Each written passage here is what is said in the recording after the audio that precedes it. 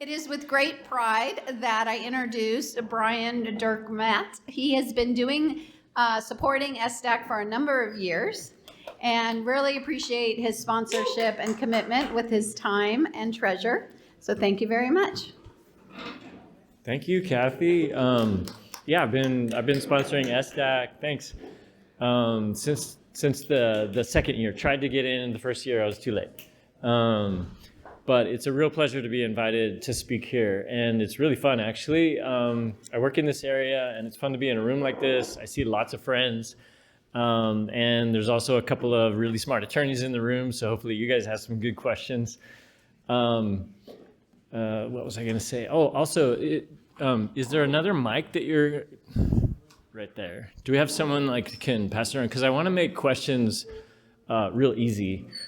Because it's a lot more fun when there's more back and forth questions than just lecturing. So, cool, thank you.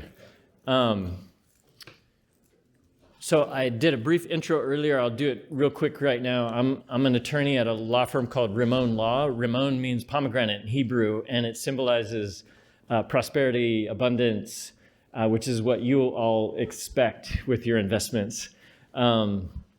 I'm a corporate attorney. I've been practicing for 23 years, and I work with startup emerging growth companies. I work with investors and founders. I focus a lot of my time on early stage financing. I also do M&A work and company formations and a bunch of other related corporate transactions. But probably my favorite is to do early stage financing. So Neil and others asked me to talk about today what it actually means. Mainly, what are you buying? When you write a check, you pay money, what do you get? And you're buying something, what are you buying? So you're signing a legal agreement. What kind of agreement are you signing? What is the structure of this overall investment? And what do you get from it? What are the opportunities and the problems, restrictions? So I'm going to talk about that. So as investors, you may have already heard that there are a number of ways that you can invest your money. You've probably heard of Series A, you've probably heard of a SAFE, a convertible note. You might have heard of a thing called Series Seed. And then there's a genius person here in San Diego that created another alternative called Series First. I'll talk about that briefly. And there's even alternatives to those, so there's more. But the main are kind of Series A, convertible note, and SAFE. Those are the three main, and really, for early stage financing, SAFEs dominate. So when SDAC invests in a startup, it's probably going to be in a SAFE or a convertible note. But we'll talk about that. And one way that I like to talk about it, because it helps me understand, is I like to understand the history of how we got to where we are today. Why do we have a SAFE? And it's interesting to understand the evolution of the documents, because then it makes the SAFE a little more understandable. And I think that contributes to better decision making, like why should we use this versus something else? So just to start real basic, when you invest in a company, you're buying, Neil said it earlier, you're buying equity, you're buying ownership in that company. So the way to get ownership in a company is to own stock. And there's two main types of stock. There's common stock and there's preferred stock. Common stock, like it sounds, is just plain vanilla. The main right you get is a voting right, and your main right for voting is to vote directors onto the board of directors. Like if you own stock in a big public company and they have their annual meetings, really what you hear a bunch of stuff, but really what you do is you vote on directors. That's about it. There are other major transactions that happen that you would vote on, like selling all the assets of the company or other major things like that. But for the most part, your main power is in electing directors. And then people talk about founders' stock. There is no such thing really as founders' stock. It's not a legal term. So founders receive common stock. So that's what founders' stock really is. Oh, and I forgot to say, I intend to go through the slides kind of quickly and spending about 15, 20 minutes, but then really just do Q&A. So, and that's where things get more interesting. This is the boring part, but once I've laid the groundwork, then we'll do Q&A, and hopefully that's a whole lot more interesting. So, and then to back up real quick before I get to stock, you could invest in a company in a different way. Like you could invest with debt, and you could get interest on the loan. But that's not venture type returns. You're going to get 6 or 8% on your loan, and why take all the risk that you take by investing in a startup only getting 6 or 8% return? You could just invest in an index fund and do better than that. So when you invest in a startup, you want gigantic returns, and the only way to do that is to own stock. You'll get the upside if the company sells for hundreds of millions of dollars and you own a portion of that, then you get that like 10x to 100x return. And so owning stock is the only way you can do that. So there's common stock, then preferred stock. Like it sounds, the word preferred means you have a bunch of preferences. So you get all these protections and special rights when you hold preferred stock. And that's really important because you as an investor, you're not running the company on a day-to-day basis. You're not making decisions about the direction of the company. And worse, you usually own a very small fraction of the company. So even if you just had a voting right, your voting right is so minuscule, you can't really affect the company. So because you're a minority and because you're outside of the company, you get all these protections. And I've just listed a few of them. One is a liquidation preference, meaning if the company sells at a not glorious exit and there's not enough money to go around, you at least get the money you put in before anybody else gets money. There's a lot of details of these things that I won't go into now, but we can do it in Q&A. You get special veto voting rights, so the company cannot do certain things without your vote. You get what's called anti-dilution protection, and then you can also appoint a board member. Bottom line, investors want to buy preferred stock when they invest in a startup. So the main question is, what is the best way for investors to buy preferred stock? So I started my career as an attorney in January 2002. And in January 2002, the only way to invest in a startup was either buy common or preferred stock. And the only way to get preferred stock was to buy what's called Series A preferred stock. It's the main set of deal documents. And they're so common and so well known that there's an online website resource called NVCA where all the templates are available for free, and they're all heavily annotated and they're really valuable. But that deal is a mountain of paperwork. Let's see the next slide. There's 5 main deal documents and over 150 pages for all these documents. Average legal fees for each side. So I didn't specify on the side, but for each side. So for the company and for the investor is about $50K, so about $100K in legal fees. It's too much for early stage startups raising, less than 5 million, or, there's no bright line test, but it's too much work for early stage financing. So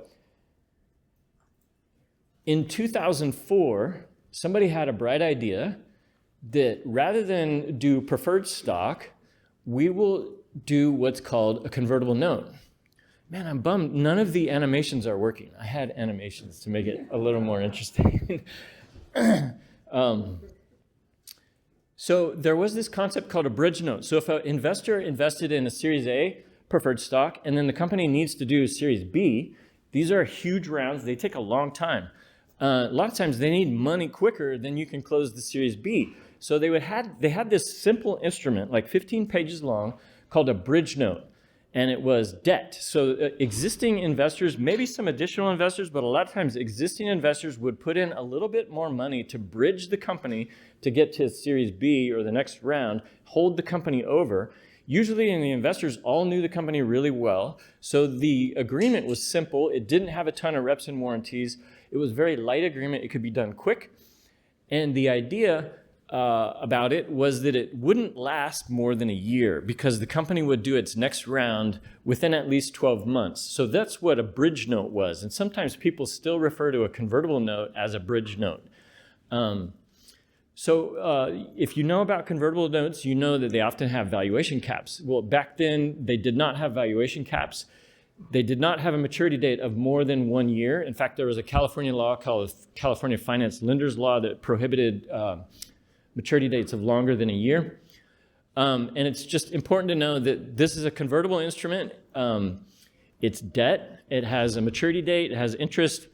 But the intent is the company won't pay the interest. Instead, it will convert into that next round. But it was in 2004 when they took this bridge note from the bridge application, and they brought it down to early stage first money. So no longer bridge, now it's just called a convertible promissory note. Super simple, and it made it super easy to bring in money early stage quickly and easily. As they became used over years, they became more complex. People started getting more savvy, including the idea that, hey, investors, we're getting ripped off. Well, I should back up before I talk about valuation caps. They included what's called a discount. So if you put your money in and then your money converts into preferred stock 10 months later, well, what about a benefit to you because you came in 10 months earlier than all these other investors? So they would often issue warrants or other things. Well, one of the benefits was you get a discount. So you get like a 20% discount. So your money buys more stock because you get a discounted price. Well, what happens if maturity dates get pushed out longer and the company ends up raising its financing maybe 2 years later, and the valuation at that time is really high, a lot higher than what it would have been had you invested your money today, and you still just get your 20% discount off of this gigantic valuation. And so people started getting savvy and thinking, wow, investors are getting ripped off, so we need to put a valuation cap, which sets a ceiling at which the money will convert into the next round. So the valuation caps got introduced a few years after 2004. The maturity dates got pushed out. The finance lenders law got amended and removed that restriction. And then they start adding all kinds of other rights that you find in Series A, like board rights and information rights and reps and warranties, and they start getting really burdensome. And nobody likes convertible notes anymore. In 2008 to 2010, there's a brilliant attorney named Ted Wang, and he thought of a solution was, why don't we just make Series A preferred stock a whole lot more simple? So instead of 5 main deal documents, he reduced it down to 2 main documents. It's a whole lot simpler than Series A. It's only 2 documents, and I counted the pages, and I'm forgetting now, but I think it was about 65 pages rather than 150. Those documents are still available, and I do deals on these kinds of documents, and I really like this kind of deal, but sadly, it has just not really taken off. Nobody really does. They do them, but they're not very common. The documents are freely available on GitHub. And I make a note about IRS Code 1202, and I don't know this for a fact, but I have a theory that one reason this never really took off was because IRS Code 1202 was not very important until 2016. And so people didn't care that when they invested under a convertible note, they're not actually getting stock. And I can talk about QSBS later. You have to own stock in order to get the benefit of QSBS. So when you invest under a convertible note, you don't get that benefit until you convert. Well, people didn't care about it before 2016 as much. It was there, but it just wasn't as important. So it's gained little traction. One reason might be because legal fees are still a lot higher than a convertible note. Typical legal fees can be 25K, maybe more, maybe less on each side. So when you compare that to a convertible note is still a whole lot easier. So it just didn't gain traction. So Y Combinator came up with their brilliant solution in 2013. Late 2013, it wasn't used till early 2014. And what they did was they took the convertible note and they just made it more simple. So everything's getting more simple over time. People are trying to make it faster and easier and cheaper to invest in startup companies. The SAFE does that brilliantly. It's not a debt instrument. So when they simplified it, they stripped out the interest and the maturity date, so it's no longer a promissory note. And the maturity date is a dangerous hammer that hangs over the head of founders of startup companies, because maturity dates usually get blown under convertible notes and they create real problems. And so because of this mess, Y Combinator figured, like, they never get enforced anyway. I think this just died. Just like maturity dates, this died. The document under which you purchase or invest is a simple 6-page agreement. It's ridiculously simple. Nobody reads the pages after the first page. The main terms are all on the first page, and everything else is, quote, boilerplate. That's the stuff I spend my time writing that nobody reads. But really, the main terms are on the first page. But like a convertible note, it converts later into stock. And it really that animation actually worked. The safes have really taken off. This is the first page of one of the original safe agreements. This one does not have a valuation cap. It just lists the discount rate. You can see it right there where it says discount rate. So really what people pay most attention to is the blank line, which is the amount of money you're investing, and the discount rate, and then most everything else they ignore. The safe has become the ruler of the universe. Carta does a lot of great reports, and it reports that over 90% of early stage deals are done on safes. And what's surprising is I believe safes were originally created to address early stage low value investments, usually under $1 million. There's no requirement on dollar amount, but safes are being used for millions of dollars, sometimes even 5, 10 million or more. None of the animations are working, so you guys don't get, there you go.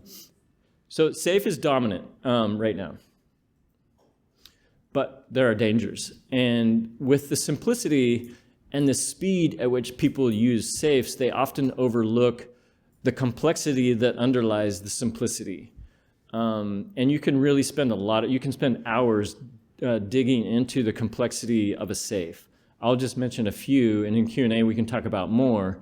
So IRS Code 1202, just in brief, it's a code that says if you own stock in a C corporation and you meet other requirements, if you hold that stock for at least 5 years, when you sell, the gain on the sale of that stock is tax-free up to a cap of 15 million or 10x what you paid. It's a huge tax break. And then it was also amended last year that if you only hold for 4 years or 3 years, you get a tiered down benefit on the tax. So you have to hold stock in a C Corp for it to trigger. The safe in the last paragraph claims that it is treated as equity under a number of IRS codes, including IRS Code 1202. So when a policeman pulls me over on the freeway and says, you were speeding, I say, no, I wasn't, I was going 55. Can't write me a ticket. So the safe says, this qualifies for IRS Code 1202. I think that's just as effective as me telling the police officer I wasn't speeding. So it might have more teeth to it. There is actual substance. It does have equity-like rights. For example, if distributions are made, a safe holder gets distributions. But it doesn't have voting rights, and it's called the simple agreement for future equity. That kind of damns the whole thing right there, the argument that it's equity. It's for future equity. But there's been no IRS ruling on the status of safes. And so if I were a taxpayer who invested under a safe and I had an exit, I would of course claim 1202 benefits and let me get audited. But then there is a risk that you'll get audited and you won't get the benefit. With a convertible note and a safe, they convert in the future, and there's a bunch of stuff that can happen. And so nobody knows how much equity anybody owns, including founders, until it actually converts. So there's an enormous amount of cap table hell that ensues with convertible notes and safes, and the more notes and safes that pile up, the more confusing it gets. There's a thing called zombie safes or zombie companies. So the intent of a safe or a convertible note is the company will do a Series A financing. Well, what happens if they never get to that point? Some companies are really good companies, like Neil talked about, an apparel company maybe that reaches 10, 20, 30 million in revenue, but it's not like venture scale. And so there can be a lot of companies that are really good companies doing good business, generating good revenue, but they never do a Series A. And so if you're a safe holder, there is no mechanism in the safe to actually force something to happen. With a convertible note, you have a maturity date. With the safe, it can just sit there forever. Then finally, there's this thing called full ratchet anti-dilution. And we can get into the details on that. So the safe does not have full ratchet anti-dilution, but the way that it converts can be deemed to be similar to full ratchet anti-dilution, and it's extremely punitive to founders. It's so punitive that even though, so I'll just explain real briefly. If you do a round of financing, like a Series A financing at $1 a share, but then you later do a down round where you sell Series B preferred stock at like 80 cents a share, anti-dilution provisions will kick in and will give the original Series A investors an adjustment to what's called a conversion price.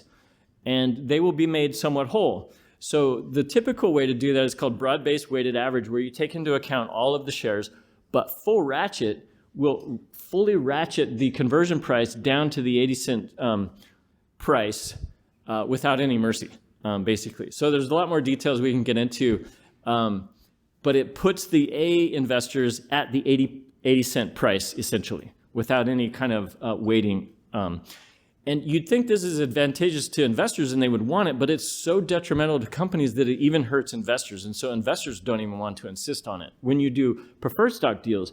But for some reason, everybody's comfortable with it in a safe. So most safes have what's called a valuation cap, and most convertible notes have valuation caps today.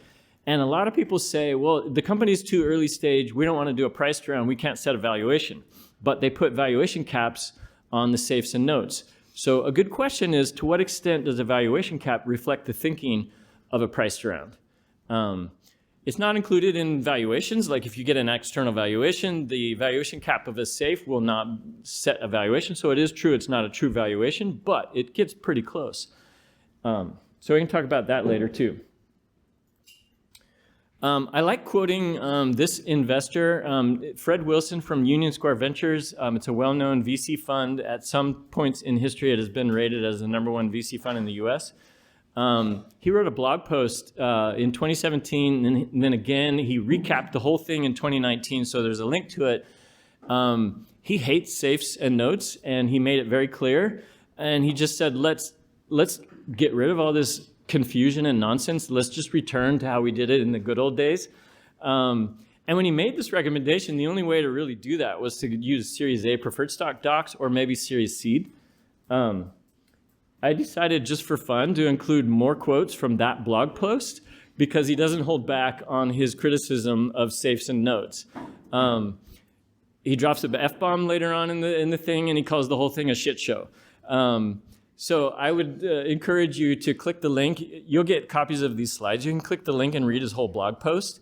But he makes a really good point, especially here, that, this point about the more safes and notes that a company does, they build up like a house of cards. And then when the investors and the attorneys who do Series A deals, they see this replay over and over and over where everything finally resolves and everybody's pissed off.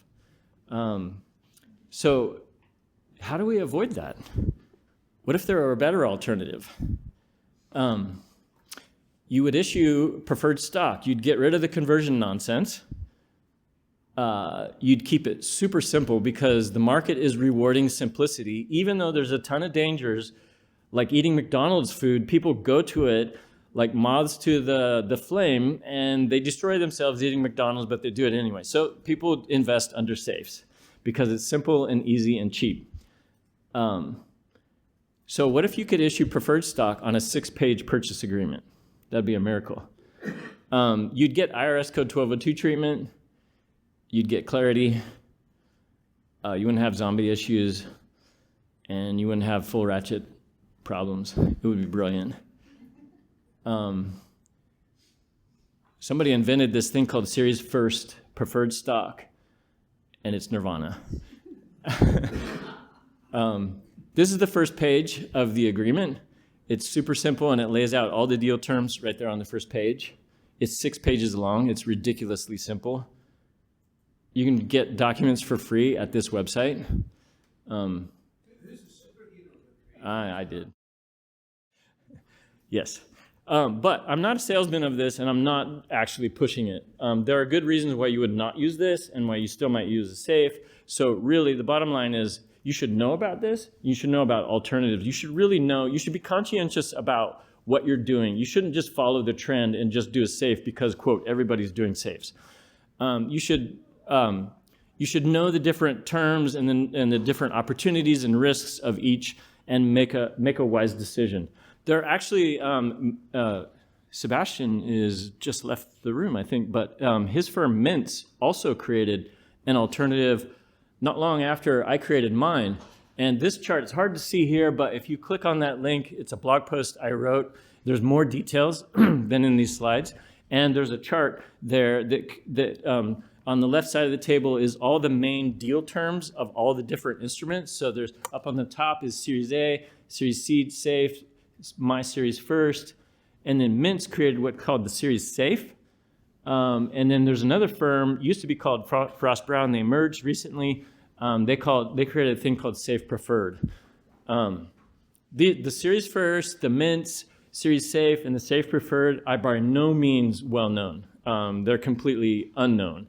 And so the biggest hurdle, even if they're brilliant, the biggest hurdle with using those is just people aren't familiar with them. So it may take years before these become known and used. But it's good to know about it. Last thing I wanted to talk about before we do Q&A is Neil asked me to talk about what's the difference between investing directly versus through an SPV. And some people, if you're like me, when you first heard the term, you're like, what's an SPV? What's a syndicate? So I just wanted to cover that real quick, and we can ask Q&A on that too. But basically, a SPV is a special purpose vehicle. It's an entity that's formed just to invest in one company. A VC fund will form a fund, an entity, usually an LLC or a partnership, and that's an entity, and then a bunch of investors will invest in that fund, and then that fund will invest in a bunch of startups. An SPV is like that, except it's formed to invest solely in one startup. So typically, it's a Delaware LLC or a limited partnership. There are platforms that host these things and will even provide all the documents to form the entity. So I listed a few of the most common. And then the word syndicate, it just means, well, I think Neil does this. He's not in the room, but Neil would be a syndicate. Syndicate is usually a person called, usually referred to as a GP, a general partner. They will form multiple SPVs to invest in multiple startup companies. And if they're like on Angel List, they can have a syndicate platform where you can follow them and you can see about deals they're doing. So some of the key differences, one is the cost is different. If you directly invest, there's obviously no management fees or anything to manage this entity. But if you form an SPV, there are costs to form that SPV. SPVs are often formed with terms that are similar to VC funds, meaning there's a management fee, there's a carry. So just briefly, a carry is kind of a profit interest that the promoter of the fund gets. If the fund is successful, there's $100 million, the GP will get 20% of that before money is distributed back to investors. So SPVs often have carries in them. And then if it's hosted on one of those platforms, there are costs to be on that platform. And then it's also important to note that if you are an investor in an SPV, you probably will not have voting rights that you would have if you directly invested into the startup company. The SPV itself will have voting rights, and the manager, the GP of that SPV will exercise those voting rights, but rarely do investors into the SPV have their own voting rights. There's a huge advantage, though, is this allows more investors to invest. You can go on Angel List and you can be part of syndicates and SPVs, and you can write checks as low as $1,000. You can start investing in startups. And this is often great for the target company because if there's like 20 investors who want to invest in the startup, they all go into the SPV, and then there's only one investor on the cap table for the startup. And I'm pretty sure SDAC invests they create an SPV, right, every year to invest in the startup. So I think we have still almost half an hour, which I'm happy about because now the fun starts. So I went through all of that pretty quick, and there's a lot of details we can dig into. But I hope seeing the history of the development of these things made it a little more understandable. And feel free to ask any questions and drill down into more details, including why you would use one or the other of these investment vehicles. And I think we have another mic, right? And if it gets boring, then maybe one of the attorneys has to ask a difficult question. Always illuminating. Thank you, Brian. Yeah, thanks, Bobby. I still learn things. I do have a question. Sometimes, I don't know if this year you allowed LLCs to sign up. They could be LLCs when they enter, right? And they convert. Okay. So, Brian, do you have any advice? Because they're going to go through due diligence of, you see an LLC and what does that really mean? And what's the conversion and what's that conversation? Maybe you could give some of your experience and insight. Yeah, that's a good question. So in startup world, if you're a new founder and you're looking at forming your entity, if you go online or you talk to people in the startup community, they'll all say you have to form a Delaware C Corp. That's the vehicle.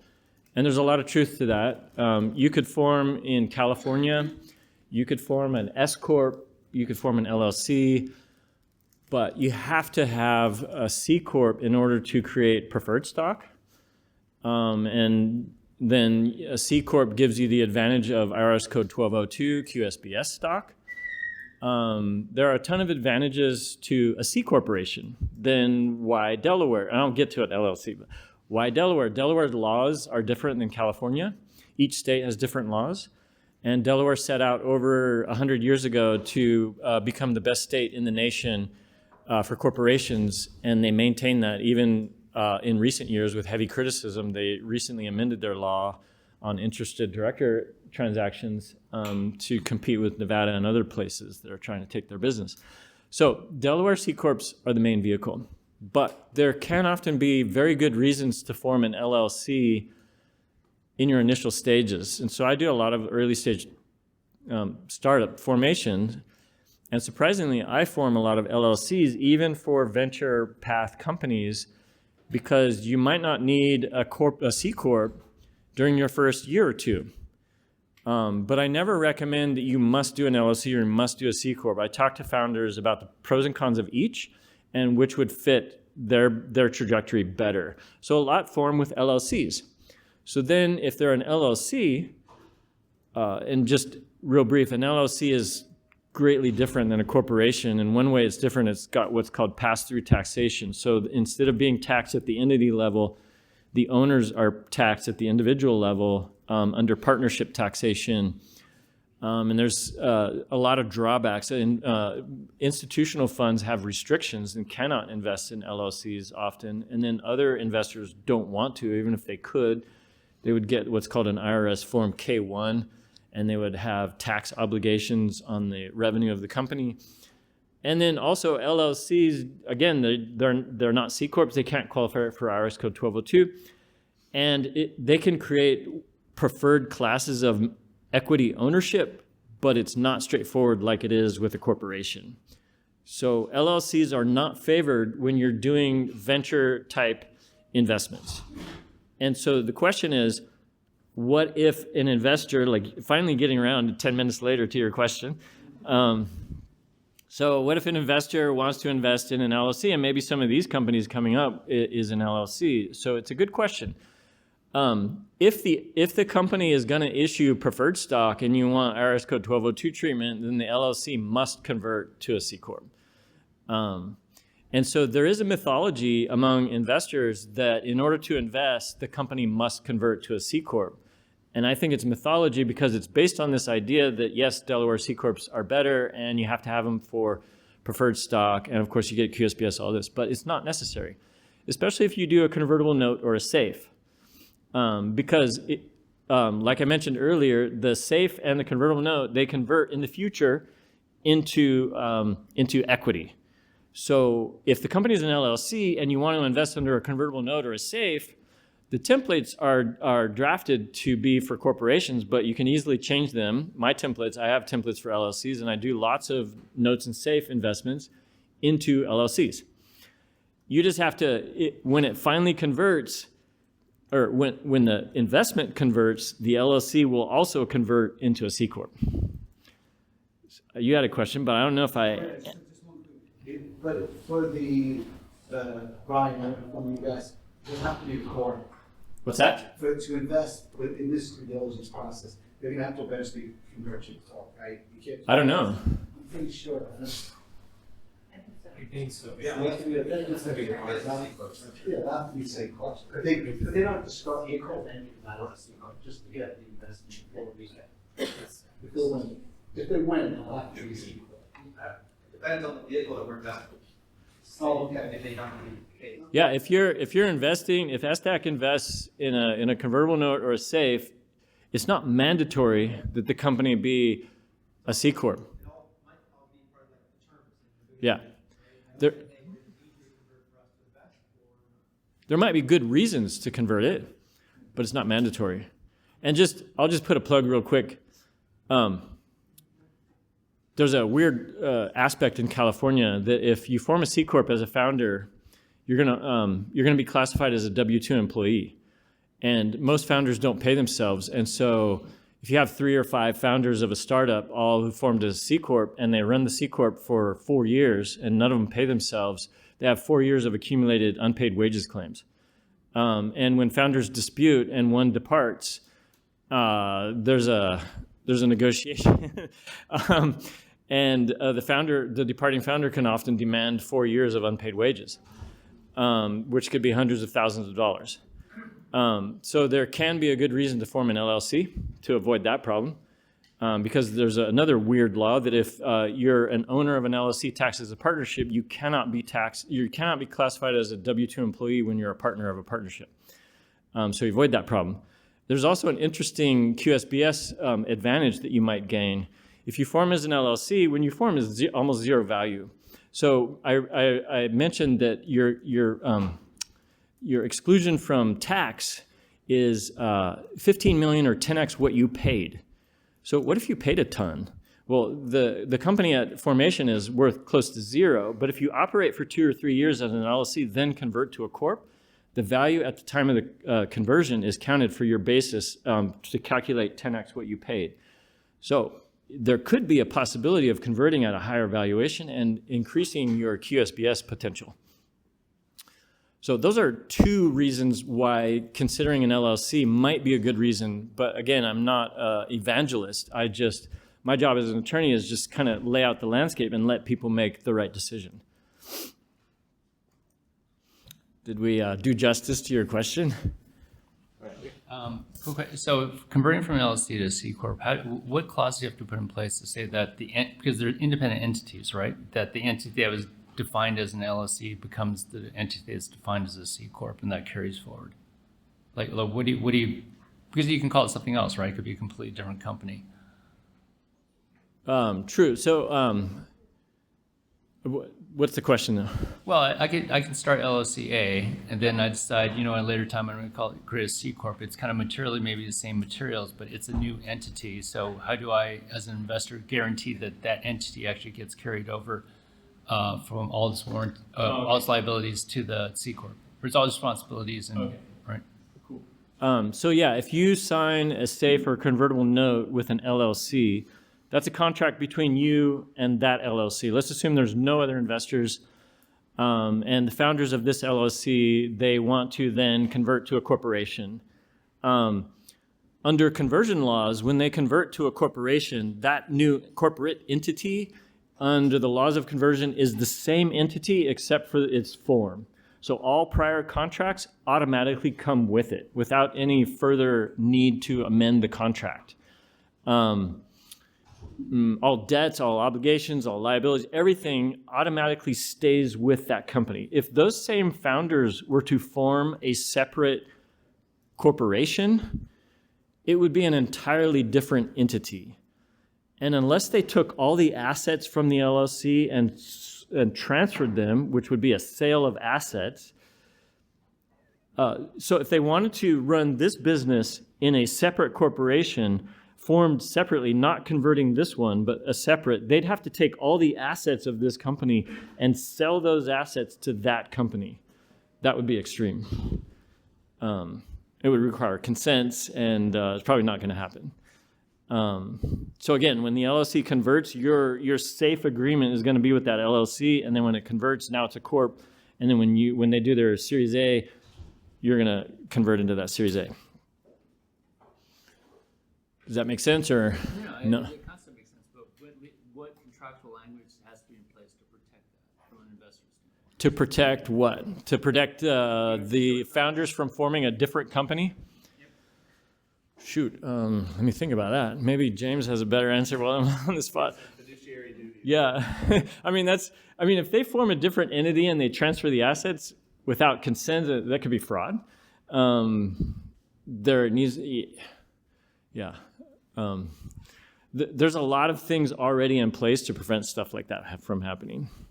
And I should mention also that the fact that the LLC can convert into a corp, it happens regularly. So there are a lot of angel or VC financing deals that are done where the company is an LLC while you're doing the term sheet and you're negotiating the investment. And it is very common for that LLC to convert at the close of the financing. In fact, the term sheets will often say that that's part of the deal. But also, you shouldn't take lightly the fact that there are legal fees involved with converting this entity. Sometimes the legal fees are on the lower side, but if the company is mature and has a lot of contracts, a lot of employees and other things, there might be a lot of work involved to convert the LLC. And I had an investor tell me once that the conversion was horrible because it cost $200,000 just to convert the LLC. That's extreme, and it probably had a lot of things going on. So usually the price of conversion is on the lower side and will outweigh the benefits you might have gained from being an LLC. But it's something to take into account. So one of the things regarding, I guess, like the safe and convertible note in particular, these have been around for a long time. They've probably been through litigation at some point. They're pretty well traversed. Is there any danger in kind of modifying those core documents just in terms of, special terms or, addendums to them that become an issue over time? Because I'd imagine these safes and convertible notes have been brought to courts before. No? Yeah. Interesting. Just side note, safes didn't really get popular until the pandemic. They were frowned upon mostly before 2020. And they really took off in the last 4 or 5 years to where they're the dominant vehicle. But Y Combinator created in 2013, 2014, and it was really only used by YC and other Silicon Valley. It didn't have a lot of traction outside Silicon Valley. But now it's super popular.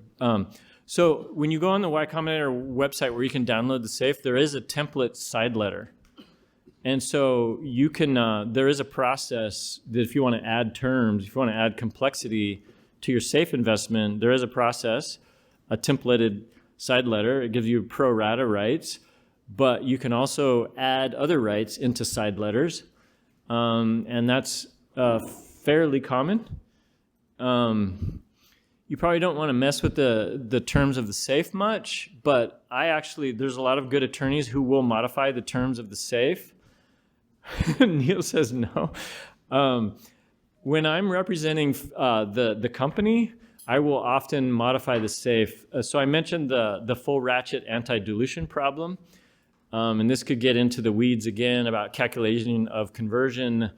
But there's a defined term in the safe called company capitalization. And the more stuff you put into that definition, the more founders can be penalized because it affects the conversion ratio. And so I changed that definition to put a fence around it. That's one change that I make to the safe.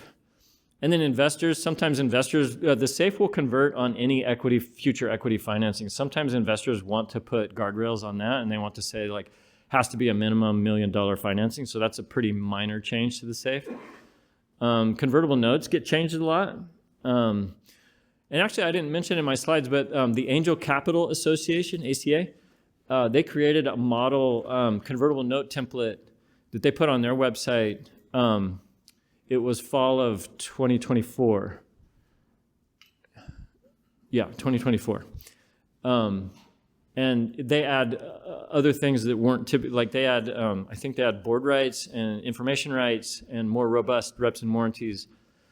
And then I've heard attorneys say that they don't like, for example, I mentioned, where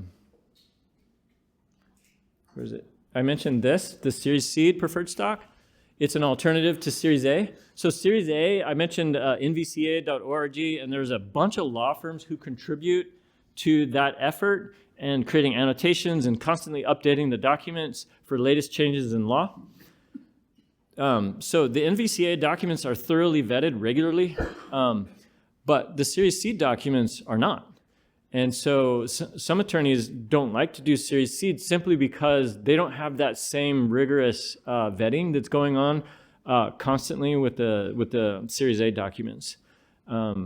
So that's part of your question is the Series C docs are not as heavily used, nor are they litigated as much, if at all. I don't know.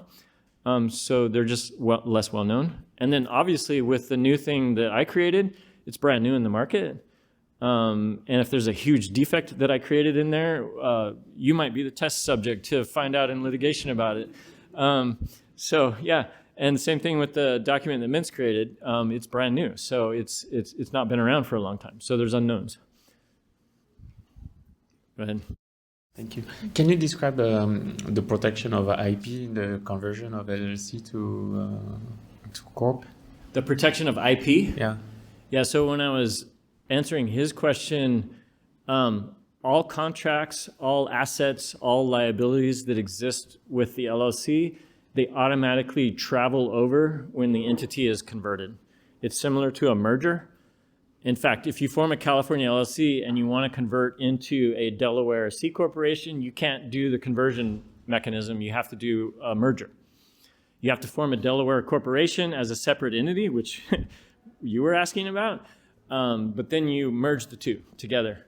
And the merger acts the same way. By contract or by law, everything that was part of the prior entity automatically gets assumed into the new one. So if there's patents, trademarks, copyrights, etc., trade secrets, everything, it all carries over. But then you need to be sure to update the USPTO to reflect the new entity. Sebastian's here, so if you want to have him comment on the Vince documents. Oh yeah, that's right. We have an expert in-house. And I know Amit was involved in that, yeah. Yeah, exactly.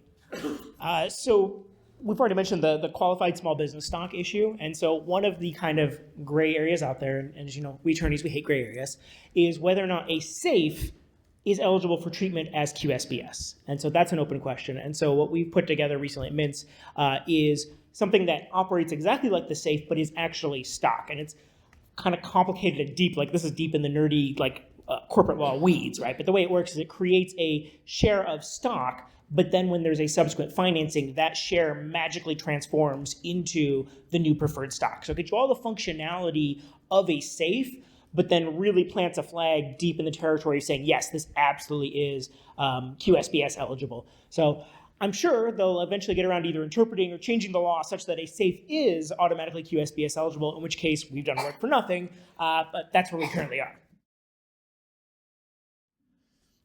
I think also interesting comment, you might know about this, Sebastian, but Israel has a similar issue. They have SAFEs, they have similar tax laws. I'm not an Israeli tax attorney or corporate attorney at all, but they addressed this problem of the SAFEs not really, not totally being deemed to be equity. And so they made it a set of rules in their tax law that SAFEs must comply with in order to be treated as equity. And there's this whole robust set of requirements that the SAFE must comply with to be treated as equity. Must be nice to live in a country with functioning legislation. Right. So, but it's interesting though, with that same problem, our IRS has not addressed the issue, but it does emphasize how important the issue is. It was so important in Israel that they decided to address it. They wanted to allow safe investment and they wanted to allow the equity treatment. So they made a whole set of rules to come under to create that. So it also signifies there might be a danger under US law that if SAFEs are just operating as they are now, that they will fail all of that and the IRS will deem them not qualified for QSBS treatment.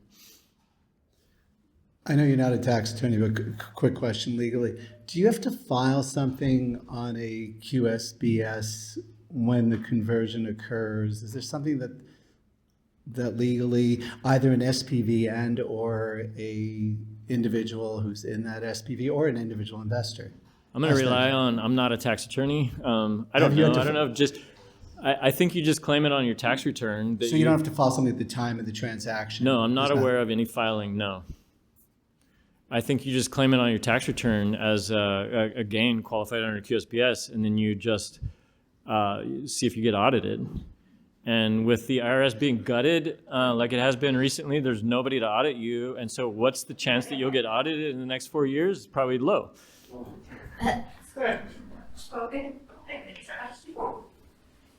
Your advice is to continue with the. Well, I mean, if the company is a stellar company and the deal is a safe, you know, it's good to know about all this stuff, but like, don't pass up a great deal just because there's some flaws. There's always flaws with everything.